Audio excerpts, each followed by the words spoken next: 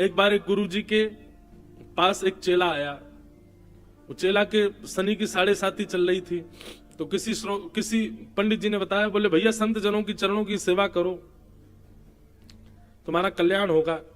गुरुजी के पास आ गया, बोले कि मुझे आपकी चरणों की सेवा करनी है। अब गुरुजी भी थोड़े से लोभी थे पैर वैर दबाने के, और चेला को भी 7:30 हटानी थी। तो गुरुजी बोले ठीक है चलो तुम पैर सेवा किया करो। अब तो रोज घी लेकर के आवे, खूब पैर चमकावे महाराज गुरुजी के, खूब पैर दबावे, ऐसी सेवा करे कि गुरुजी का ऊपर का अंग कुछ नहीं है, सब कुछ यही है, पैर ही पैर की खूब सेवा करे। दूसरे दिन एक और चेला, उसकी भी 7:30 चल रही, उसको भी पंडित जी ने कहा कि चरणाश्रित हो जाओ। वो भी गुरुजी के पास आ गया, बोले मुझे भी चरण सेवा दो। पहला चेला लड़ने लगा, बोले मैं चरण सेवा कर रहा हूं, मैं इसको। अगर आप किसी के प्रति रीझ गए कि वाह ये तो बहुत बढ़िया चल रहा है, बस अब प्रतीक्षा करो, बहुत जल्दी खराब होने वाली है वो वस्तु। ये कलयुग का स्वभाव है। पति पत्नी का दाम्पत्य बढ़िया चल रहा है, वाह हमारी तो कभी लड़ाई नहीं होती, बस रुक जाओ कुछ दिन अभी पता चले, हो जाएगी। हमारे बच्चे बहुत अच्छे हैं, ऐसे बच्चे भगवान सबको दें, सुधरे हुए बच्चे, कुछ ना कुछ तो ऐसा कर देंगे। इसलिए भैया हम एक बात अपनी कथाओं में कहा करते हैं, किसी से भी ज्यादा उम्मीद मत रखो, क्योंकि संसार है, यहां पर कुछ भी जैसा चल रहा है वैसा नहीं रहेगा, कुछ ना कुछ तो बिगड़ेगा।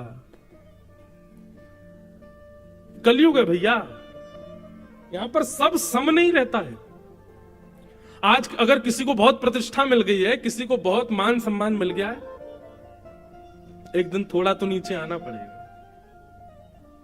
और कोई व्यक्ति बिल्कुल नीचे ही बैठा है, किसी दिन उसको ऊपर बैठना पड़ेगा, किसी दिन उसकी स्थिति वो हो जाएगी, सब उसको ही पूछेंगे। सब संसार में कब कहां क्या हो जाए, कब किसका काया पलट हो जाए, कुछ नहीं कह सकते। इसलिए भैया उम्मीद केवल ठाकुर जी से रखो और किसी से मत रखो। बिन गोपाल को नहीं अपनो, और किसी से कोई उम्मीद ही मत रखो, और किसी से कोई लगाव ही मत रखो, क्योंकि संसार में सब बदलने वाला है, सब कुछ। आज हम लोग खुशी मना रहे हैं कि खूब लोगों में भक्ति बढ़ रही है, खूब लोगों में, अच्छा है, पर एक दिन ऐसा भी आएगा कि इतने भक्त हो जाएंगे कि भक्ति भक्त आपस में एक दूसरे से ईर्ष्या करने लग जाएंगे। यह भी तो संभव है। अच्छा तूने केसरिया रंग पहना, ले मैं तुझसे बढ़िया पहन के आऊंगा, तूने ये किया तुझसे बढ़िया मैं करूंगा, इसी में ही ईर्ष्या प्रकट हो जाएगी।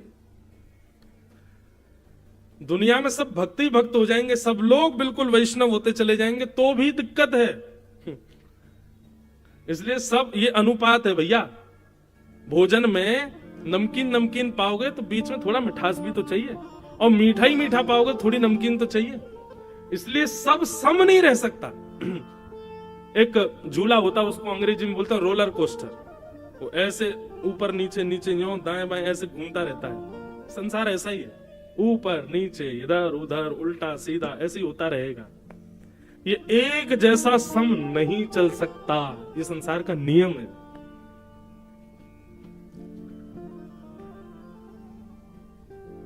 राजा परीक्षित के राज्यकाल का अगर आप लोग भाव सुन लेंगे ना, तो कहेंगे ऐसा राजा तो कोई हुआ ही नहीं होगा। कहते हैं कारागृहों में जंग लग गई थी परीक्षित के राज्यकाल में। क्यों? कोई बंदी बनता ही नहीं था, कोई गलत कुछ करता ही नहीं था। जितने भी सिपाही हैं पकड़ने वाले, ये सब अपने घरों में ही पड़े रहते थे, सब मोटे हो गए थे। क्यों? मेहनत करते ही नहीं थे, कुछ करने का कोई जरूरत ही नहीं है, क्योंकि गुनाह कोई करता ही नहीं था। ऐसा था परीक्षित का राज्य। कोई हिंसा नहीं, कोई छल नहीं, कोई कपट नहीं, कोई दंभ नहीं, कहीं चोरी चकारी नहीं, कुछ भी गलत नहीं होता था परीक्षित के राज्यकाल में। और सब लोग बड़े प्रसन्न होते थे, वाह वाह वाह भैया ऐसा राजा होना चाहिए, ऐसा युग होना चाहिए, ऐसा सब होना चाहिए। लेकिन बस प्रतीक्षा करनी थी। क्यों? क्योंकि बहुत जल्दी आक्रमण होने वाला था, और एक दिन आक्रमण हो गया। कैसे? राजा परीक्षित भ्रमण करते हुए वन में गए, और वन में उन्होंने देखा कि एक वृषभ यानी कि बैल, उसके 3 पैर कटे हुए हैं, वो एक पैर पर खड़ा है, और एक व्यक्ति उसके चौथे पैर को काट रहा है। वो व्यक्ति कोई और नहीं, कलयुग था। कलयुग को देख करके राजा परीक्षित ने तलवार निकाली, बोले मेरे राजपाट में हिंसा करने वाले तुम कौन हो? जैसे ही तलवार घुमाने लगे, परीक्षित जी के चरणों में कलयुग आ गया। बोले भगवान मुझे मत मारिए, मैं ब्रह्मा जी के द्वारा बनाया गया कलयुग हूं, मैं युग हूं। सतयुग के बाद त्रेता, त्रेता के बाद द्वापर, अब द्वापर चला गया, मेरी बारी आई है, मैं आ गया। बोले कब आए तुम? बोले जिस दिन भगवान श्री कृष्ण धराधाम से अपनी लीला पूरी करके गए उसी क्षण मेरा जन्म हो गया था। ठाकुर जी की लीला पूरी हुई और मेरा प्राकट्य हुआ। अब तो बहुत वर्ष हो गए ठाकुर जी को गए, अब धीरे धीरे मैं अपना प्रभाव दिखाना प्रारंभ करूंगा।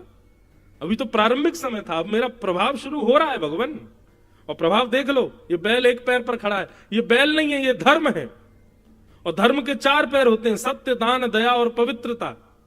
मैंने पवित्रता रूपी इसके पैर को काट दिया, मैंने दान रूपी पैर को काट दिया, मैंने दया रूपी पैर को काट दिया। अब एक पैर बचा है बस इसका, वो है सत्य। जिस दिन ये कट गया धर्म धराशायी हो जाएगा और मेरा राज्य आ जाएगा। आज आपको क्या लगता है, क्या धर्म बचा हुआ है तो सही एक पैर पे ही, पर एक पैर से भी लड़ खड़ा रहा है। सत्य कितना बचा है? बोलने में नहीं है सत्य। हाँ, बस इतना बचा है कि जब हमारी सुनने की बारी आती है तो हम सत्य ही सुनना चाहते हैं। आज कथाओं में इतनी भीड़ हो रही है, सत्संगों में इतनी भीड़ हो रही है, मंदिरों में इतनी भीड़ हो रही है, क्यों? सत्य बताना। लाखों लोग टेकरी हनुमान जी का दर्शन करने जा रहे हैं, क्या इतने लोग दर्शन कर रहे हैं तो क्या इतने सारे लोग धर्मावली हैं? इनमें से कोई पाप नहीं करता? सब करते हैं। धर्म कैसा लड़खड़ा रहा है? मंदिर भी जा रहे हैं और मंदिर से बाहर आकर के थोड़े दिन बाद पाप भी कर रहे हैं। मैंने कहा ना, कलयुग बड़ा खतरनाक है भैया। ये आपसे धर्म भी करवाएगा, पुण्य भी करवाएगा, कथा भी सुनवाएगा, तिलक भी लगवाएगा, धोती भी पहनवाएगा, आपसे संत सेवा भी करवाएगा, तीर्थ यात्राएं भी करवाएगा और इन सब के बीच पाप भी करवाएगा। ये रहने नहीं देगा आपको ऐसे।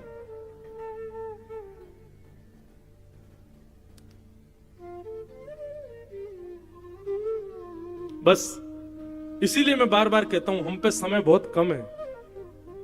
अभी समय है, कलयुग जैसे ही दूसरी करवट लेगा ना, तब तक बहुत देर हो जाएगी। और वो कभी भी ले सकता है, कल भी ले सकता है, परसों भी ले सकता है। इसलिए कोई समय का पता नहीं है भैया। जितना हो सके भगवत भजन करके जल्दी निपट लो, यहां से निकल लो। यहां ठीक नहीं है अब माहौल। अभी कथा भागवत आदि चल रही है, लेकिन ये ज्यादा समय तक नहीं चलेगी। मैं घोषणा कर रहा हूं मंच से, कुछ समय बाद ये सब नहीं हो पाएगा, भयावह समय आएगा और कथा, संत, महापुरुष, वैष्णवों को ही केंद्र बिंदु बनाया जाएगा, कुछ गलत किया जाएगा। भगवान करे उससे पहले हम तो चले जाएं, हम आप सब लोग निपट लें यहां से। बहुत भयावह समय आने वाला है भैया, कलयुग। तो मैं क्या निवेदन कर रहा था? सत्य के पैर काट रहा था कलयुग, धर्म का अंतिम पैर सत्य। परीक्षित जी महाराज चिंतित हो गए, बोले कि अरे कलयुग तुम आ गए? बोले जी निकलो अभी यहां से, तुम मेरा राज्य छोड़ करके जाओ, कहीं और जाकर के रहो, लेकिन मेरे राज्य में तुम नहीं रहोगे। बोले महाराज पृथ्वी के एक छत्र सम्राट हो आप, कहां जाऊं मैं? पूरी पृथ्वी के राजा हो और पूरी पृथ्वी पर मेरा आक्रमण। राजा परीक्षित बोले मैं जीने तो नहीं दूंगा तुमको यहां पर। बोले ये ब्रह्मा के द्वारा बनाया गया नियम है, आप इसको तोड़ नहीं सकते, आपको मुझे स्वीकार करना पड़ेगा। हाँ, आपकी इस वेदना को मैं थोड़ा सा इसका समाधान ये कर सकता हूं कि आप मुझे स्थान दे दीजिए कि ये तेरे स्थान है, तुझको यहीं रहना है। मैं आपको वचन देता हूं, उन स्थानों का मैं कभी त्याग नहीं करूंगा, मैं उन्हीं स्थानों में रहूंगा और आप खुद देखिएगा, ये संसार के लोग खुद मेरे पास आएंगे, आप मुझे स्थान दो। कल परीक्षित जी बोले मैं ऐसे स्थान दूंगा कि कोई जाएगा ही नहीं तुम्हारे पास। बोले देख के दे लीजिए, जितने बुरे से बुरा स्थान दे सको दे दीजिए, लेकिन मैं भी वचन दे रहा हूं, ये कलयुग है महाराज, मेरा युग है, आदमी स्वयं मेरे पास आएगा। और 5 स्थान दिए कलयुग को। आज भी बंधुओं, और कलयुग के अंत तक भी कलयुग केवल 5 ही स्थानों पर रहेगा, लेकिन प्रभाव वो सब पर करेगा। और ये 5 स्थान कौन कौन से? द्यूतम, पानम, स्त्रिय, सूना, यत्रा धर्मश्चतुर्विध, पुनश्च याचमानाय जात रूप मदात प्रभु। तो 5 स्थान। सबसे पहले कलयुग का स्थान क्या है? जुआ।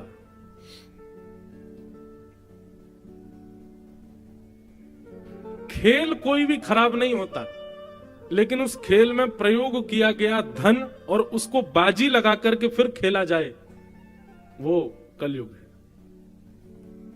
इसलिए कभी भी धन की बाजी लगा करके कोई खेल मत खेलो। क्यों? आपने शौक शौक में 10 रुपए लगा दिए और फिर आपने खेल खेल लिया, वो 10 रुपए एक ना एक दिन 10 करोड़ का नुकसान करवाएगा आपको। आप कहेंगे जुआ खेलना पाप क्यों है? वो आपके लिए धन है, पर आध्यात्मिक दृष्टि से वो लक्ष्मी है। आप लक्ष्मी को दांव पर नहीं लगा सकते। लक्ष्मी हमारी मां है, अपनी मां को कौन दांव पर लगाता है? लक्ष्मी नारायण की पत्नी है। किसी की पत्नी को दांव पर लगाओगे, अपनी मां के दांव पर लगाओगे, रह पाओगे खुश? इसलिए जुए में कलयुग का निवास। द्योतम।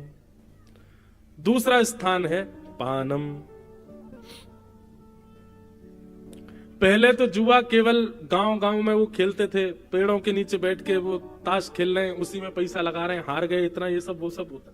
आजकल आधुनिक जुआ हो गया है। अब अलग प्रकार का जुआ खेलते हैं लोग।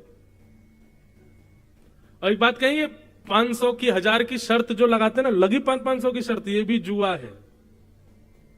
अगर ऐसा हुआ तो तू 500 रुपए मुझे देगा, ऐसा हुआ तो 200 रुपए मैं तुझे दूंगा, ये भी जुआ है। ऐसा नहीं, उसमें कलयुग का निवास। द्योतम। उसके बाद आता है पानम। अच्छा, एक और बात सुनिए, ऐसा कभी कभी होता है कि हम शर्त लगा लेते हैं, अच्छा लगी 500 की शर्त, बोले हाँ लगी, और फिर वो काम हो गया, लेकिन फिर ना आपने बस इतना कहते देखा हार गया, निकाल 500। अब जैसे वो निकालने लगा, आपने कहा अच्छा ठीक है रख ले, चल कोई बात नहीं, तो कोई दिक्कत नहीं। पर हाँ पीछे ही पड़ गए, बोले देने पड़ेंगे 500 बेटा तुझे, तू हारा है मुझसे, तो वो निश्चित है कि वो आपका सर्वनाश करेगा। तो द्योतम। दूसरा स्थान है कलयुग का पानम। मदिरा पान करना, मांस भक्षण करना, गलत वस्तुओं का सेवन करना, गलत वस्तुओं का खान पान करना, उसमें कलयुग का निवास है। तंबाकू, बीड़ी, सिगरेट, मांस, मदिरा, इस प्रकार की वस्तुओं का सेवन करना, उनका सेवन करने से कलयुग का प्रभाव होता है। इसलिए भैया इनसे बचो। ये सब तामसी वस्तुएं बंधु, इनका सेवन नहीं करना चाहिए। तो द्योतम पानम। पानम के बाद आ गया स्त्रिय। पर स्त्री संग, पर पुरुष संग, विवाह के पश्चात अन्य के प्रति भाव प्रकट करना हृदय में, उसमें कलयुग का निवास है। कलयुग आपको छोड़ेगा नहीं। तो द्योतम, पानम, स्त्रिय। और चौथा स्थान है कलयुग का सूना। सूना कहते हैं हिंसा को, कलेश को। अभी आप लोग कथा सुन रहे हो, कितने ध्यान से कथा सुन रहे हो। 2 लोगों की लड़ाई शुरू हो जाए बाहर, हाथापाई शुरू, आधे से ज्यादा पंडाल बाहर तमाशा देखने जाएगा। सब देखने जाए क्या हुआ, कौन मरा, कौन पिटा, कौन किसके लग गई, क्या हो गया। क्यों? हमारी रुचि हिंसा में होती है। कथा करने के लिए पूरे नगर में होर्डिंग लगाने पड़ते हैं, तब जाके इतने लोग आते हैं। पर हिंसा, लड़ाई झगड़ा करने के लिए कोई प्रचार नहीं करना पड़ता, बस 2 लोग चौराहे पर लड़ लो, अपने आप भीड़ आ जाएगी देखने, अपने आप लोग इकट्ठे हो जाते हैं। एक व्यक्ति एक जगह मेरी कथा चल रही थी, वो बोले महाराज जी आप थोड़ी सी कथा जो है वो मधुर रस में ज्यादा कथा करते हो। मैं तो कैसे करूं? बोले वीर रस में किया करो, थोड़ी मार झाड़ हो, थोड़ी उसमें यूं उठा पटक हो रही हो, यूं बताए जा रहा हो ठाकुर जी ने उठा के फेंक दिया, महाराज उठा के ये मुष्टिक प्रहार कर दी। मैंने वाह भाई ये भी कोई बात है? बोले महाराज जी थोड़ी न टकड़ भगड़ हो तब तो आनंद आवे। हिंसा, इसमें कलयुग का निवास है। किसी व्यक्ति ने, आप जा रहे थे कुछ गलत बोल दिया, तो आप उसको लेट को नहीं करोगे, ठीक है बोल दी क्या करना है चलो, नहीं। इसने बोली किसी घुमाओ बेटा बाइक, हाँ भाई 4 लोग लेके आ जल्दी। इसने बोली कैसे मुझसे ऐसी? और लिए पकड़ के मारा। जब उसको तूने इतनी बोली मैं तुझे इतनी बोलूंगा, इसको कहते हैं कलेश। घर में परिवार में बहन कुछ बोल दे, भाई कुछ बोल, पत्नी कुछ बोल दे, तो उसको शांत रह करके सॉल्व नहीं करते हम लोग। हमारा क्या, इसने ऐसा बोला, अब ये बच के तो दिखाए मुझसे, मैं बोल के दिखाऊं उसको, मैं करके दिखाऊं उसको। ये हिंसा है, इसमें पाप निवास करता है, इसमें कलयुग निवास करता है। बंधुओं, ये कलयुग घरों में ऐसे ही आता है। किसी एक व्यक्ति का मूड खराब करके वो ऐसी कुछ बात बुलवा देगा कि बाकी लोगों का भी दिमाग खराब होता है, फिर एक दूसरे से लड़ाई झगड़ा कर करके सब कलेश करके खत्म कर देते हैं। ये कलयुग का खेल है, इसको समझिए। एक व्यक्ति की मति बिगड़ी, वाणी बिगड़ी, बाकी सब शांत हो जाओ, ठीक है, कोई अपने आप ठीक हो जाएगा। अभी चिल्ला रहा है, बोल रहा है, ठीक है, कोई नहीं, इसके पैर पकड़ लो, जो कह रहा करो, ठीक, सॉरी, ठीक है। शांत रह करके, अग्नि प्रज्वलित होती है, घर में कहीं आग लग जाए तो पानी डाला जाता है कि उस पर और माचिस की तिल्ली फेंक दोगे और उस पर मिट्टी का तेल उछाल दोगे कि कपूर लाके फेंक दोगे? अग्नि तेज क्यों कर रहे हो? जैसे घर में आग लगने पर पानी डालते हैं, ऐसे ही घर के, परिवार के, मित्रों के, अपने संबंधियों में किसी एक में आग लगे, पानी डालो। और पानी का मतलब प्रेम, प्रेम बरसा, उसको हृदय से लगा लो, उसके पैर पकड़ लो, थोड़ा उसको समझा लो, मना लो, ज्यादा नहीं मानना, मौन हो जाओ, शांत हो जाओ, बैठ जाओ।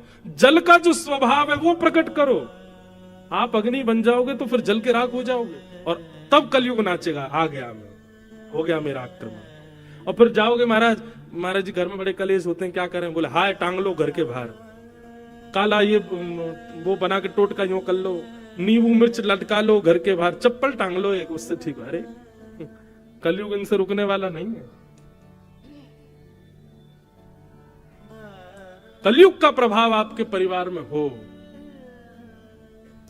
आज के बाद अब घर में देखिएगा, कभी भी अगर कलेश की नौबत आवे, समझ जाना ये कलयुग है।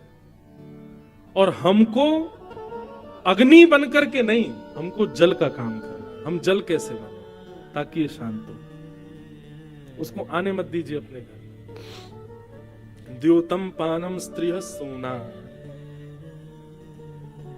अब आया पांचवा। पांचवा क्या है? बिना मेहनत के कमाया गया धन, बिना परिश्रम के कमाया गया धन, घर बैठे बैठे कमाया गया धन, उसमें कलयुग का निवास। सोचिए, जहां बुद्धि ना लगती हो, जहां शारीरिक श्रम ना होता हो, जहां पर आपका दिन घर के बाहर व्यतीत ना होता हो, ऐसे जब आप धन कमाते हैं तो वो आपके हृदय को विकृत करता है, आपकी बुद्धि को विकृत करता है। बीच में एक टाइम आया था, वर्क फ्रॉम होम कर रहे थे सब लोग, घर से काम कर रहे थे, घर से पढ़ाई कर रहे थे, बच्चों के स्कूल बनते तो घर से ही पढ़ रहे थे। सही बताना, क्या हो रहा था वर्क फ्रॉम होम? क्या पढ़ाई हो रही थी बच्चों की घर पे? कुछ नहीं हो रहा था। जब तक आप पारिश्रमिक नहीं बनोगे, जब तक थोड़ा श्रम अपने तन से, बुद्धि से नहीं करोगे और उसके बदले धन नहीं कमाओगे, तब तक वो धन अशुद्ध है। आजकल भारत में एक नया काम शुरू हो गया कि लोग बाग ऐसे कामों की ज्यादा खोज करते हैं जिसमें कुछ करना नहीं पड़े, एक बार का इन्वेस्टमेंट, फिर पड़े पड़े कमाते रहेंगे। बैंक के भी ऐसे ही ऑफर आते हैं, मतलब आपको कुछ नहीं करना, एक बार पैसा लगाना है, फिर तो घर पे अपने आप पैसा आता रहेगा। इनसे बचो। ये जो घर में पैसा आता रहेगा, अपने आप कुछ करने की जरूरत नहीं, वो प्रॉपर्टी किराए पे दे दी, ठीक ठीक, ये कर दिया, वो कर दिया। अच्छा, अगर आपके काम ऐसे हैं भी तो उस धन को अलग रखो, उसको अपने प्रयोग में मत लीजिए। वो साल भर में कोई धर्म कर्म के कार्य हो उसमें लगाओ, असहाय लोगों की कोई सेवा हो वहां लगाओ, किसी गरीब कन्या का विवाह हो, किसी बालकों के पढ़ाने के लिए करना हो, वहां पर उस धन का प्रयोग करो। जैसे हमने दुकान किराए पे दे दी, अपना घर किराए पे दे दिया, जमीन किराए पे दे दी। अब ये मेहनत का धन तो नहीं है। आप कहोगे जमीन हमारी, तो मेहनत क्या कर रहे हो उसमें? आपने उसको किराए पे दे दिया, वो लेके उसमें बढ़िया कमा रहा है, उसका आधा आपको दे रहा है, आपको तो घर बैठे मिल रहा है ना। उस धन को अलग रखो, अपने प्रयोग में मत लीजिए उसको। अपने घर के और अपने प्रयोग में तो वही धन लाइए जो आपने परिश्रम से कमाया। बंधुओं, ये पूरी यदुवंशियों के सर्वनाश की कथा ही यहीं आती है। ठाकुर जी बोले इन यदुवंशियों को बैठे बैठाए सब मिल रहा है, परिश्रम तो करना नहीं पड़ रहा, सोने की नगरी द्वारिका है। और पर ब्रह्म परमात्मा भगवान इनके वंशधर हैं, कुछ करने की आवश्यकता तो है नहीं। इसलिए भगवान ने यदुवंशियों का सर्वनाश करवाया जानबूझ करके। क्यों? नहीं तो मेरा ही परिवार पृथ्वी का सबसे बड़ा भार बन जाएगा। अनीति के धन से ही 99% कलयुग का प्रभाव हमारे घरों में और हमारे ऊपर अनीति के धन से ही आता है। अब यहां कितने लोग, अधिकतर जितने भी लोग बैठे, कोई जुआ तो खेलता नहीं, कोई पर स्त्री गमन तो करता नहीं, पर पुरुष गमन तो करता नहीं, कोई यहां पर जो भी बैठा कोई मद्यपान आदि तो कुछ करता नहीं।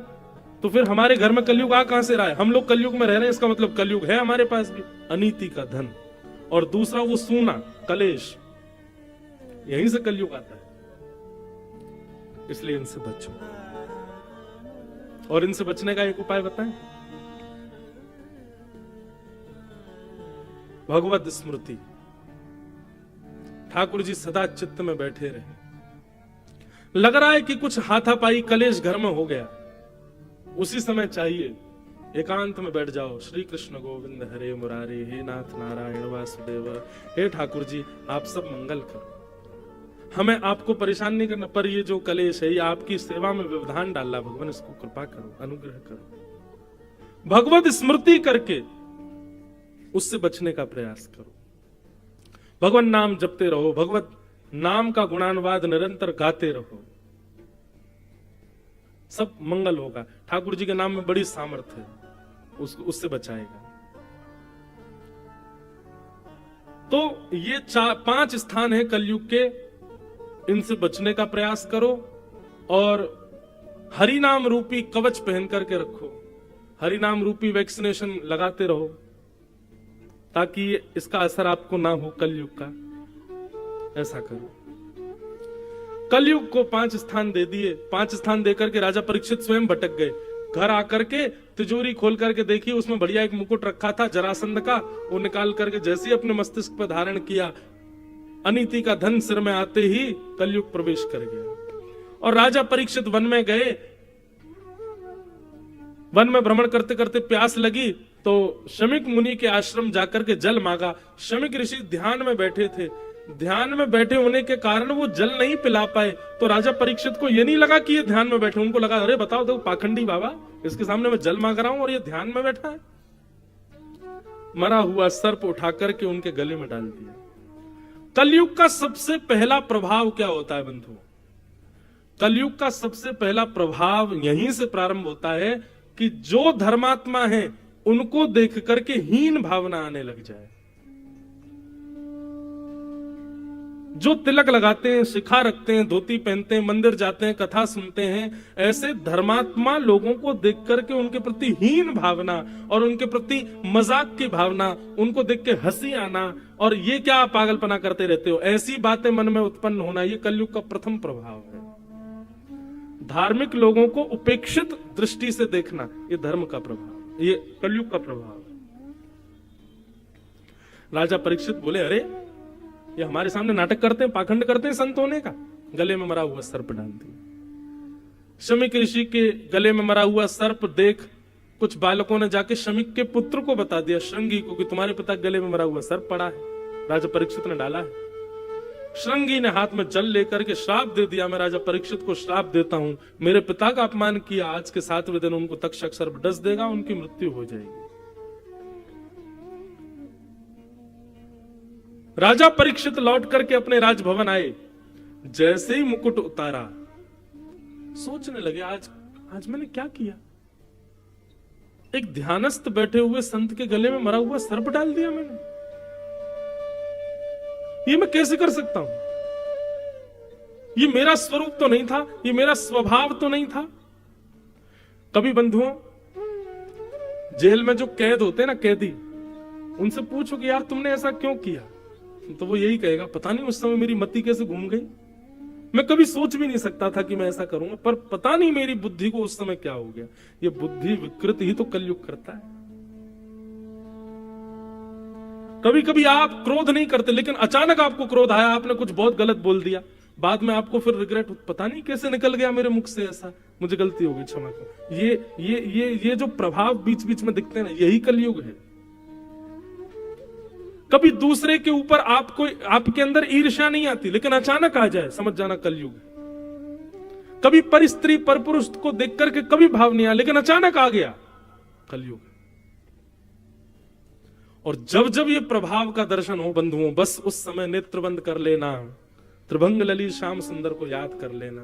कली आया भी होगा तो उनके आते ही चला जाएगा, भाग जाएगा वहां से, ठाकुर जी आ गए, अब मेरा स्थान नहीं है यहाँ पे।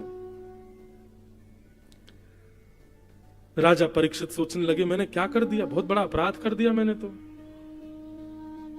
तभी शमीक ऋषि के आश्रम से एक गौरमुख नाम के शिष्य आए और आकर के बोले, राजा परीक्षित, आपने जो आज किया है ना, उसका आपको परिणाम भोगना पड़ेगा। आज के ठीक 7वें दिन तक्षक सर्प के दंशन से आपकी मृत्यु हो जाएगी। राजा परीक्षित को जैसी ये बात पता चली, नेत्र बंद हो गए राजा के, प्रणाम किया, अपने पुत्र को बुलाया, जन्मेजय इधर आओ। जन्मेजय जैसे ही पास आया, स्वयं राज सिंहासन से उठ करके जन्मेजय को बैठा करके तुरंत अपना मुकुट उतार करके उसके सिर पर, एक क्षण भी विलंब नहीं किया राजा परीक्षित ने। महामंत्री, सेनापति सब देखते रह गए, ये क्या कर रहे हैं राजा परीक्षित। अपनी पत्नी से बोले, देवी मैं संसार का सबसे भाग्यशाली आदमी हूं। पत्नी कहने लगी, 7 दिन में मरने वाले व्यक्ति जिसको श्राप लगा है, वो अपने आप को भाग्यशाली कैसे कह सकता है। बोले, मैं भाग्यशाली इसलिए हूं, ब्राह्मण के मुख से निकला हुआ वाक्य जनार्दन का वाक्य माना जाता है। शास्त्र आज्ञा करते हैं, ब्रह्म वाक्यम जनार्दनम। ब्राह्मण यदि कुछ कह दे तो ये समझ लो ठाकुर जी ने कहा है। और ठाकुर जी कभी किसी का अनहित नहीं चाहते। आज एक ब्राह्मण ने आकर के कहा कि मुझे 7 दिन में मरने का श्राप लगा है, देवी यदि तुम विचार करो तो हमारे अगले क्षण का भी नहीं पता कि हम जीवित रहेंगे कि नहीं, हमारे प्राण कभी भी निकल सकते हैं। मैं आज रात्रि सोऊंगा, कल की कथा कहूंगा, कोई गारंटी नहीं। आप आज की कथा में आए हो, कल आओगे, कोई गारंटी नहीं। कभी भी किसी के भी प्राण निकल सकते हैं। हमारे परीक्षित को तो फिर भी 7 दिन में मरने का श्राप मिला है, मुझे और आपको तो हर सेकंड में मरने का श्राप, कभी भी मर सकते हैं हम। हमारे प्राण तो कभी भी निकल सकते हैं। राजा परीक्षित ने इसी बात को कहा कि मैं बहुत बड़ा भाग्यशाली हूं देवी, अगले 7 दिन में यदि पहाड़ भी कोई मेरे ऊपर गिर जाएगा तो भी मेरे प्राण नहीं निकलेंगे 7 दिन से पहले। प्राण तो अब 7 दिन बाद ही निकलेंगे। इसलिए संसार को कोई व्यक्ति नहीं कह सकता कि मैं अगले घंटे जीवित रहूंगा, लेकिन मैं दावे से कह सकता हूं कि अगले 7 दिन तक मुझे कोई नहीं मार सकता। तो क्यों ना, मुझे जब पता ही चल गया है कि मेरी मृत्यु 7 दिन बाद है, तो मैं अपने इन 7 दिनों को उपयोगी बनाऊं। अब राजा जन्मेजय मेरा पुत्र है, आप राजमाता हो, मैं एक दीनहीन बन करके अब वन में जाऊंगा। और राजा परीक्षित उसी समय अपना गृह त्याग करके, राज्यपाट छोड़ करके वन की ओर चले गए। बंधुओं, ये कथाएं कहते कहते अब लगने लग, अब ऐसा भाव आने लगा, कितने भाग्यशाली राजा परीक्षित। लेकिन भैया वही बात है, हम आप सब लोग राजा परीक्षित जैसे नहीं हो सकते। हमको अगर ज्योतिषी बता दे, भैया अगले 7 दिन में तुम्हारी मृत्यु है, तो कहो तो 7 सेकंड में ही नहीं हमको अटैक आ जाए, बोलो मर जाएंगे, जाके पत्नी को सीधे हृदय से लगा लेगा, अरे देवी अब 7 ही दिन बच्चे में क्षमा कर देना, बच्चों को तुमको जो चाहिए खा लो भैया, वहां पैसा रखा उसको व्यवस्थित। हम इतने ज्यादा मतलब निकृष्ट हैं, इतने संसारी हैं, हमको अगर पता चल जाए कि हमारे पास इतना समय बचा है और इतनी देर में हमारी मृत्यु है, निश्चित है हम भजन नहीं स्वीकार करेंगे। सुन, बगल वाले अंकल है, उन पर 5 लाख रुपए मैंने दे रखे हैं उनको, 1 महीना से उनसे ले लियो, वहां पे इतनी प्रॉपर्टी अपनी, उस पर ध्यान धर लियो, इतना पैसा बैंक अकाउंट में ले, सब 7 दिन के अंदर मैनेजर बैंक के सबसे मिलकर साइन वाइन बदलवा देंगे, सब बेटा तू संभाल, अब सब तेरा ही तो है, तुझे ही तो करना है। हम तब भी संसार को ही याद करेंगे।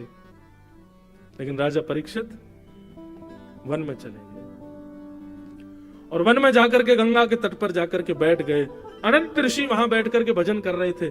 सबसे जाकर के राजा परीक्षित ने प्रणाम करते हुए कहा, मुझ पर समय ज्यादा अभिवादन करने का नहीं है, मैं सीधे प्रश्न कर रहा हूं कि हे भगवान, जिस व्यक्ति के जीवन के बहुत कम दिन बचे हों, केवल 7 ही दिन बचे हों, उसको मुक्ति कैसे मिलेगी? मुझे क्या करना चाहिए कि मुझे मुक्ति मिल जाए?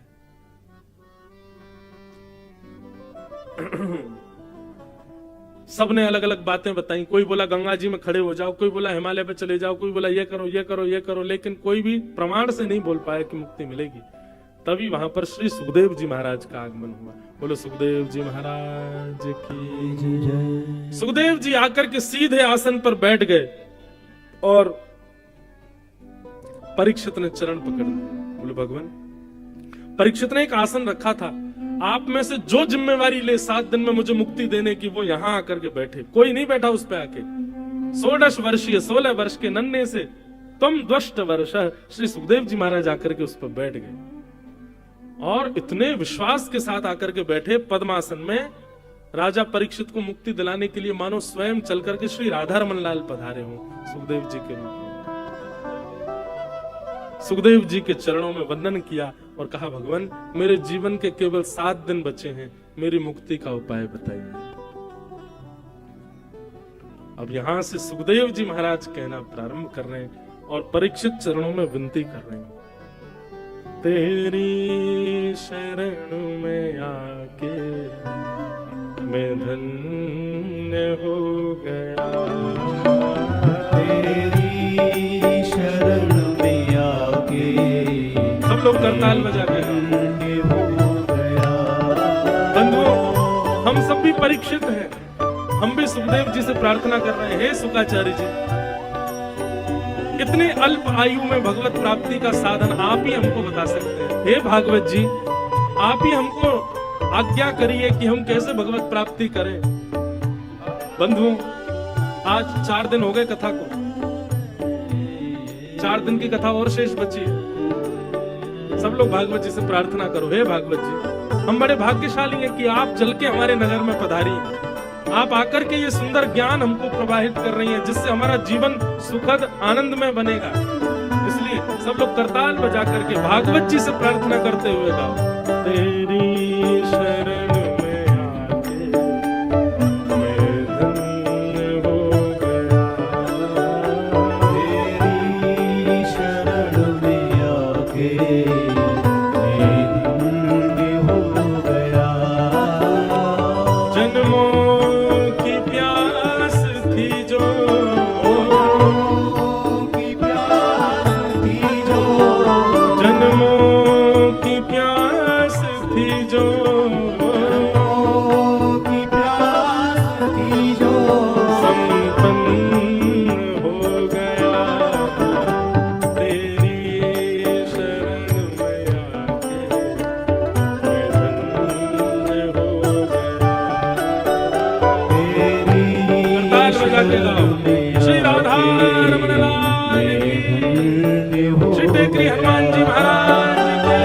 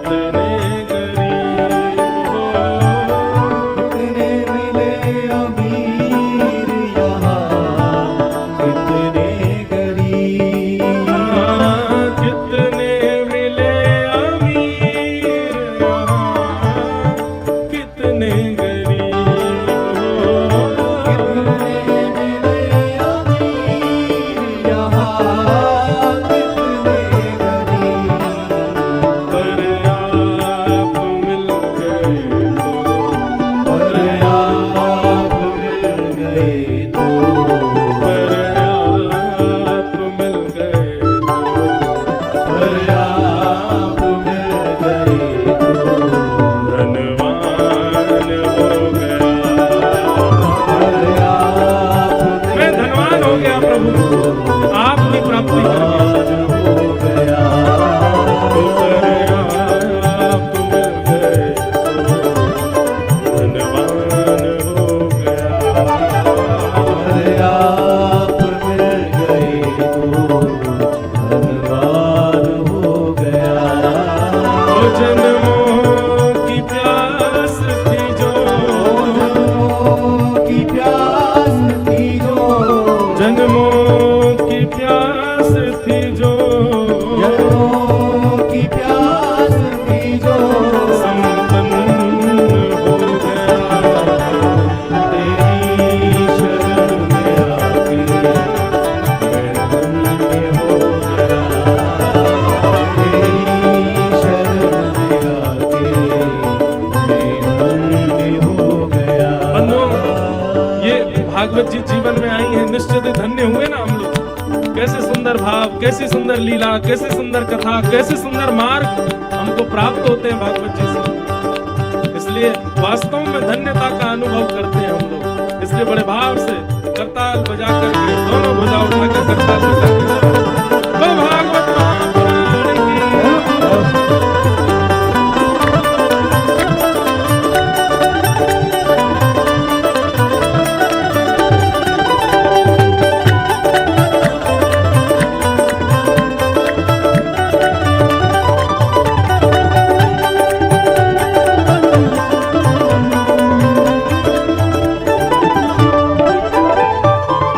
करना कभी न दूर प्रभु चरणों से आप हो। करना कभी न दूर प्रभु चरणों से आप। करना कभी न दूर प्रभु चरणों से आप हो। करना कभी न दूर प्रभु चरणों से आप। करना कभी न दूर प्रभु चरणों से आप हो। करना कभी न दूर प्रभु चरणों से आप। चरणों के ही सहारे, चरणों के ही सहारे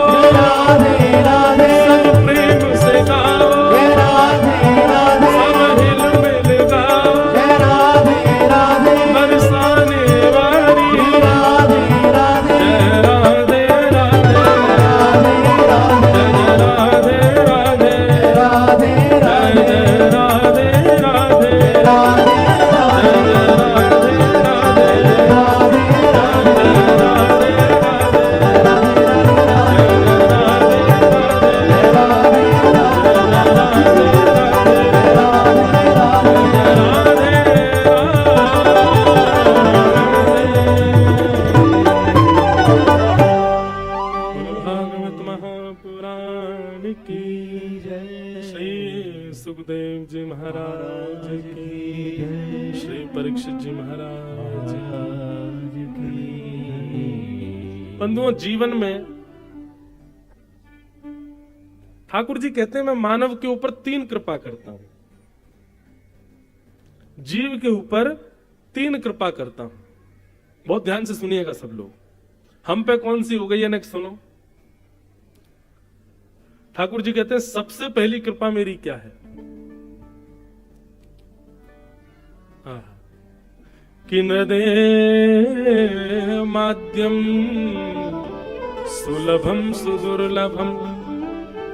सबसे पहली मेरी जीव के ऊपर कृपा यह है कि मैंने उसको मानव बना दिया। हमारे ऊपर एक कृपा तो हो चुकी है ठाकुर जी की कि हम मानव हैं, जीव जंतु नहीं है, कोई कुकर सुकर नहीं है, गधा नहीं है, मछली नहीं है, जिब्रा जिराफ नहीं है, हम लोग मानव है। ये ठाकुर जी की पहली कृपा है। इसलिए जो लोग कोसते हैं मानव होने के बाद भी, ठाकुर जी ने क्या किया, अरे तुमको आंख नाक कान पैर सब दे दिए, मानव बना दिया। सबसे पहली कृपा है ठाकुर जी की। और भगवान ये बात आपको पता, मानव ये जो हम बैठे हैं ना, मानव ऐसे नहीं मिल जाते हैं। शास्त्रों में इसकी पूरी कथा बताई गई कैसे मिलता है।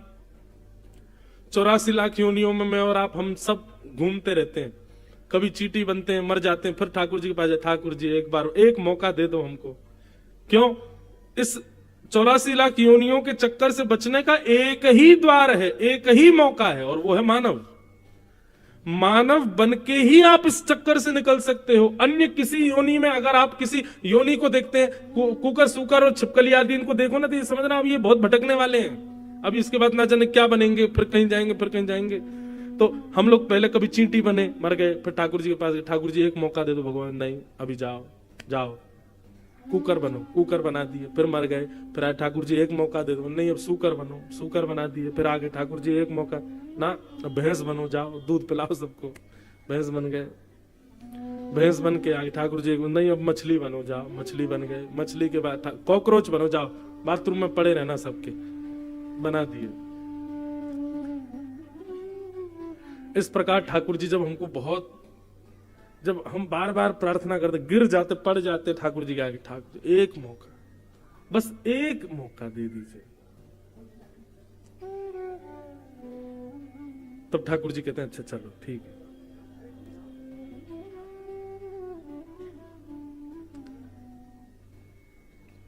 ठीक है, हम देखते हैं, आप लोग सब इधर देखो। क्या बता रहा था मैं? हाँ, तो फिर ठाकुर जी से हम कहते हैं ठाकुर जी एक मौका दे दो। मानव शरीर मौका है, इसका नाम ही मौका, निकलने का मौका यहां से। तो ठाकुर जी क्या करते हैं, अच्छा तुम बहुत रो रहे हो, बहुत तुम 33 लाख योनियों 84 लाख योनियों में भटक लिए, चलो अब तुमको हमें कृपा करते हैं। तब भगवान 5 लोगों को बुलाते हैं। ये 5 लोग कौन है? बोल पंच तत्व, पृथ्वी जल अग्नि वायु आकाश। इन 5 तत्वों को बुला करके ठाकुर जी कहते हैं भैया इसको एक मानव देह देना है, लोन पे, लोन पे देना है इसको, ऋण ऋण। तब ये 5 तत्व हमसे सौदा करते हैं, पृथ्वी जल अग्नि वायु आकाश। ठीक है, हम तुमको ऋण दे रहे हैं, वर्ष पहले ही निश्चित हो जाता है, 70 वर्ष के लिए आ रहे हैं, 80 वर्ष के लिए आ रहे हैं, कितने वर्ष के लिए आ रहे हैं, फिर उसमें भी कुछ टर्म्स होते हैं, इतना अगर तुमने ये गलत किया तो इतने दिन में तुम्हारी छुट्टी हो जाएगी, बढ़िया रहे तो ऐसा चलेगा, ऐसा रहे, सब पहले ही बात हो जाती है। कुल मिला के हमारी उनसे बात होती है कि वे 5 हमको लोन देंगे, और लोन में उन 5 के मिश्रण से शरीर मिलता है। लेकिन लोन चुकाना कैसे? शरीर कहते हैं कि भाई जब तुम्हारा जीवन पूरा होगा तो हम 5 अपने पंच तत्व लेने आएंगे। तो जब तुम्हारे परिवार के लोग तुम्हारा अग्नि संस्कार करेंगे, अग्नि तत्व अग्नि में, जल तत्व जल में, वायु तत्व वायु में, पृथ्वी तत्व पृथ्वी में, सारे तत्व अपने तत्व ले जाते हैं। लेकिन हमको ब्याज सहित वापस चाहिए। बोले ब्याज क्या लगेगी? बोले हम जो तुमको शरीर देंगे उसको गंगा स्नान कराना, उसको यमुना जी में स्नान कराना, सरजू जी में स्नान कराना, संत जनों की इस शरीर से सेवा करना, खूब नाम जप करना, इस पर तिलक लगाया करना, इससे तीर्थ यात्राएं करना, गोवर्धन गिरिराज जी की परिक्रमा करना, वैष्णो देवी हिमालय पर जाना, अच्छे कर्म करना, लोगों की सहायता करना, गरीब लोगों की सेवा करना, माता पिता की खूब आज्ञा मानना, इस शरीर से कुछ भी गलत मत करना। गलत करोगे तो समझो उतनी तुमने हमको ब्याज नहीं दी। तो ब्याज सहित हमारे तत्वों को वापस करना ठाकुर जी के सामने सौदा हो जाता है।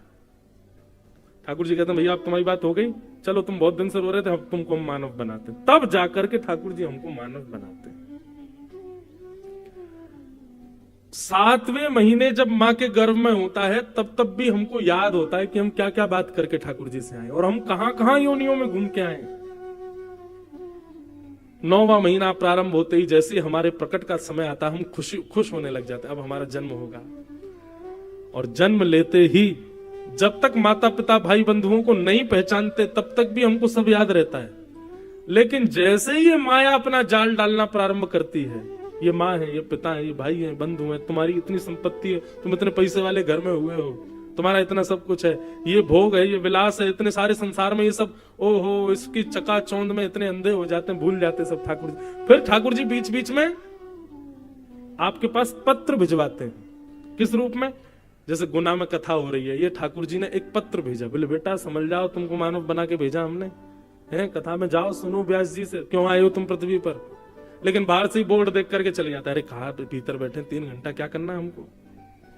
ठाकुर जी एक नहीं अनेक बार आपको मैसेज भिजवाते हैं कथाओं के द्वारा, सत्संग के द्वारा, संत जनों के द्वारा कि भैया तुम क्यों आए हो पृथ्वी पर, समझ जाओ। जैसे बैंक वाले लोन लेने के लिए फोन करते बार बार, हे भाई तुम्हारा लोन कब चुका रहे हो, तुम कब पूरा कर रहे हो, ब्याज ब्याज। तो ऐसे ठाकुर जी बीच बीच में कथा बताएं के द्वारा भेजते रहते हैं। तब भी नहीं मानता वो व्यक्ति और दूषित क्रिया करते हुए जैसे ही प्राण त्यागता है तब पंच तत्व उसके सामने खड़े हो जाते हैं और कहते हैं भाई तुमने हमारी पंच तत्व तो वापस किए, लेकिन तुमने तो और अपवित्र करके वापस किया, इससे खूब मदिरा पान करी तुमने, हैं? तुमने परिस्त्री संग किया, इतने दूषित काम किए, लोगों के पैसा मारे, छल किया, कपट किया, दंभ किया, लोभ किया। तब ये पंच तत्व भगवान से शिकायत करते हैं कि इसको ठाकुर जी ऐसी यातना देना, ऐसी यातना देना कि जीवन भर याद रखे। भगवान कहते हैं यातना देना हमारा काम नहीं, सौदा हमने कराया, अब जाओ, यमराज हैं, आदि हैं, इनसे जिससे तुमको यातना दिलवानी हो। तो पंच तत्व गले में फांसी लिए घूमे रहते हैं, हमको सब जगह भगवाते हैं, इतने साल नरक में रहेंगे, इतने साल वहां जाएंगे, ये करेंगे। इस तरीके से हमारा जीवन चलता है। तो भैया भगवान की सबसे बड़ी कृपा क्या है कि हम मानव हैं, और उसमें भी उससे बड़ी कृपा क्या है कि हम ठीक ठाक हैं, आंखें हैं, नाक है, जीभ है, कान है, हाथ है, पैर है, कोई शिकायत करने को लिए नहीं है कि भाई हम पे ये कमी है। ठीक है, कमी हो भी तो ठाकुर जी उतना लोन कम कर देंगे, सब कुछ है। ये भगवान की पहली कृपा। दूसरी कृपा क्या है कि न देह माध्यम सुलभम सुदुर्लभम। फिर भगवान कहते हैं मैं दूसरी कृपा क्या करता हूं, बोले प्लवम सुकल्पम गुरु कर्ण धारम। बोले मैं उसको बार बार गुरुजन उसके जीवन में भेजता हूं, अगर ठुकरा दे तो वो उसकी इच्छा, लेकिन किसी एक को स्वीकार करके अपना गुरु बना ले तो समझना ये मैंने उस पर दूसरी कृपा की। क्यों? मानव तो बना दिया, अब मानव बनने के बाद सदमार्ग दिखाने वाले गुरु भी मैंने उसको दे दिए। ये मेरी दूसरी कृपा है। और मेरी तीसरी कृपा क्या है, बोले मयानुकूले नभस्वतेरितम। तीसरी कृपा भगवान बता रहे हैं कि उसके हृदय में भक्ति प्रकट हो जाए और वो अपनी अनुकूलता से रहना बंद कर दे, मेरी अनुकूलता से रहने लग जाए। जो मैंने गीता में बताया, जो मैंने रामायण में बताया, जो भागवत में, महाभारत में मेरे उपदेश हैं, उन उपदेशों को सुन करके मेरी अनुकूलताओं से अपना जीवन निर्वहन करने लग जाए। भगवान कहते हैं तीसरी कृपा है मेरी उसके ऊपर। ये 3 कृपा ठाकुर जी करते हैं। तो पहली कृपा तो साक्षात है कि हम सब मानव हैं, तो पहली कृपा तो हम पे हो चुकी है। अब ये 2 कृपाएं हम करवाना चाहते हैं कि नहीं, ये हम देख लें जीवन में। गुरु मैं फिर कहूंगा बंधु, गुरु का मतलब दीक्षा लेना नहीं होता, दिशा लेना होता है।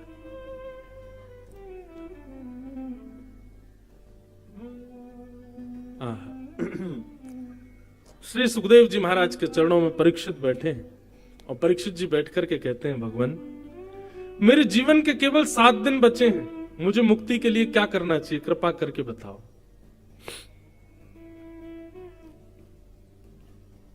सुखदेव जी महाराज 1 मिनट के लिए मौन रहते हैं और 1 मिनट विचार करके सीधे बोलना प्रारंभ करते हैं, और यहां से सुखदेव जी की वाणी प्रारंभ होती है कि वरीयानेश ते प्रश्न कृतो लोक हितम नृप आत्मवीत सम्मतः पुंसा श्रोतव्या दिशव्यपर। बहुत सुंदर बात। कभी कभी इतना आनंद आता है हमको कथा के प्रथम द्वितीय स्कंद में, मन करता है इससे आगे बढ़े ही नहीं, इतनी बढ़िया चर्चा है, इसी को करते रहे। इस बार एक सौभाग्य हमको प्राप्त हो रहा है, 7 दिन 8 दिन की कथाएं, तो फिर अभी आज तक तो देखो कथा आराम से, कल से भागेगी कथा, कल से जल्दी कृष्ण जन्म करना है, फिर गोवर्धन पूजा करना, तो कथा थोड़ी शॉर्ट हो जाती। पर इस बार हमको एक सौभाग्य मिल रहा है, 10 अप्रैल से 11 अप्रैल से 10 मई तक 1 महीना की भागवत कथा है नासिक महाराष्ट्र में। 1 महीना 30 दिन, और वो 30 दिन की कथा होगी महाराज नासिक में। इतना आनंद आएगा, हम तो बस प्रतीक्षा कर रहे हैं वो कथा प्रारंभ हो, फिर एक एक विषय, एक एक भाव। अब यहाँ पर मुक्ति का वर्णन करते हैं श्री सुखदेव जी। मैंने आज तक कथा में नहीं सुनाई होगी, 2 प्रकार की मुक्ति, सद्यो मुक्ति, क्रम मुक्ति। अब वो मुक्तियां कैसी कैसी होती हैं उसका पूरा वर्णन श्री सुखदेव जी आगे करेंगे। फिर उसके बाद में परीक्षित कहेंगे कि नहीं भगवान अब मुझे मुक्ति नहीं चाहिए, फिर सुखदेव जी मंगलाचरण करेंगे, उनके मंगलाचरण इतना सुंदर। अब ये सब कथा 7 दिन के क्रम में हम कह ही नहीं पाते, इतना इतना सुंदर क्रम है। तो ये सौभाग्य मिलेगा, आप सब लोग तो भक्ति पथ यूट्यूब चैनल पे ही सुन लेना, रोज 4 घंटे कथा, 4 घंटा रोज, और 30 दिन तक। क्या कहें महाराज, 5 दिन का तो नंदोत्सव है वहां पे। 5 दिन तक नंदोत्सव ही चलता रहेगा। रोज सुबेरे कथा प्रारंभ, नंद घरानंद भयो जय कन्हैया, यहीं से ही प्रारंभ होगा। और फिर उसमें और विस्तृत भाव कि नंदोत्सव कैसा मन रहा है, और ब्रज में क्या हो रहा है, ब्रजवासी सब क्या कर रहे हैं, उसका हर दिन अलग अलग भाव आएगा। 3 दिन की गोवर्धन लीला, 3 दिन तक ठाकुर जी के गोवर्धन उत्सव का ही वर्णन, 2 दिन तक रुक्मणी विवाह, भीष्म पितामह की स्तुति तो लगभग 6 दिन की है वहां पे। ऐसे पूरा क्रम बनेगा, इतने दिन ये, इतने दिन ये, इतने दिन ये। बहुत आनंद आएगा, विस्तार से कथा होगी। श्री सुखदेव जी कहते हैं, परीक्षित आप कह रहे हैं 7 दिन में मरने वाली की मुक्ति का उपाय क्या है? देखिए, मैं जो अपनी मति से समझ पाया, श्री सुखदेव जी कहते हैं, परीक्षित ये प्रश्न तुमने अपने लिए नहीं किया। कृतो लोक हितम नृप, कैसे कह सकते हैं? अरे मरने का श्राप परीक्षित को लगा तो परीक्षित ही पूछेगा ना, लेकिन नहीं, सुखदेव जी की बुद्धि देखिए। सुखदेव जी कहते हैं, परीक्षित ये प्रश्न तुमने अपने लिए नहीं किया। क्यों? मुक्ति की कामना परीक्षित नहीं मांग सकता? बोले नहीं मांग सकता। क्यों? बोले वो ऑलरेडी मुक्त है, क्योंकि ये ऐसा बालक है जिसने अपने जन्म लेने से पहले ही अपनी मां के गर्भ में भगवान का दर्शन किया है। ठाकुर जी ने उत्तरा के गर्भ में प्रवेश करके परीक्षित की रक्षा की है। बोले इसका मतलब भगवत दर्शन इसको प्राप्त हो चुका है, मुक्ति तो इसको मिल ही जानी है। पहला कारण कि मुक्ति के लिए परीक्षित अपने लिए प्रश्न नहीं कर रहा है, क्योंकि उसने भगवत दर्शन कर चुका है वो। दूसरा कारण कि परीक्षित ने अभी अभी एक बात कही, येषाम संस्मरणात् पुंसाम सद्यः शुद्ध्यन्ति वै गृहा किम पुनर्दर्शन स्पर्श पाद शौचासनादि। परीक्षित, तुम इस बात को भली भांति जानते हो कि इतने सारे संत तुम्हारे सामने बैठे हैं। बंधुओं, जैसे इतनी भीड़ में आप श्रोता बैठे हैं, परीक्षित को जब मरने का श्राप लगा तो सोचो इतने संत उनके सामने बैठे थे। और परीक्षित, तुम इस बात को भली भांति जानते हो कि इतने संतों के बीच में तुम कुछ नहीं भी करो, केवल 7 दिन बैठे रहोगे तो भी तुमको मुक्ति मिल जाएगी। संतों के दर्शन से मुक्ति मिलती है।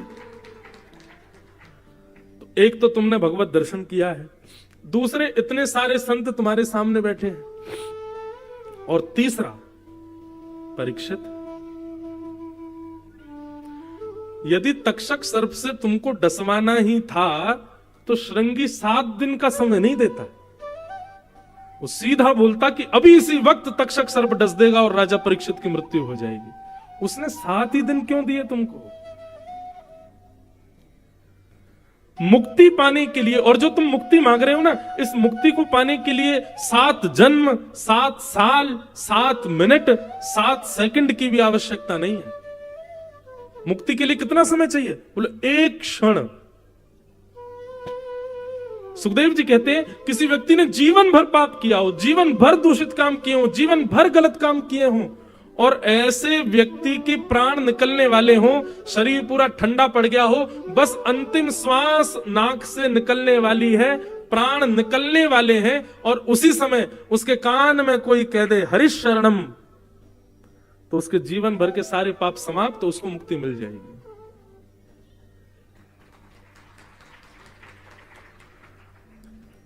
ताली बजाई, अच्छी बात है, लेकिन बात तो सुनो पूरी। अभी बात पूरी नहीं हुई है। आप कह रहे हो कि मुक्ति का उपाय बताइए, मेरे पास 7 दिन बचे हैं, पर मुक्ति के लिए तो एक क्षण चाहिए परीक्षित, तुमको 7 दिन क्यों मिले हैं? और मुक्ति के लिए जीवन में भगवत दर्शन होना चाहिए, वो तुम ऑलरेडी कर चुके हो अपने मां के गर्भ में। वो बात अलग है कि तुमको याद नहीं है, पर तुम जब अपनी मां के गर्भ में, तो पूरा विश्व जानता है भगवान ने प्रवेश करके तुम्हारी रक्षा की। और तीसरी बात, इतने भजनानंदी संत तुम्हारे सामने बैठे हैं, इनके मुख से हरिनाम संकीर्तन और कुछ नहीं तो बस सत्संगी सुनते रहोगे, 7 दिन में मुक्ति मिल जाएगी।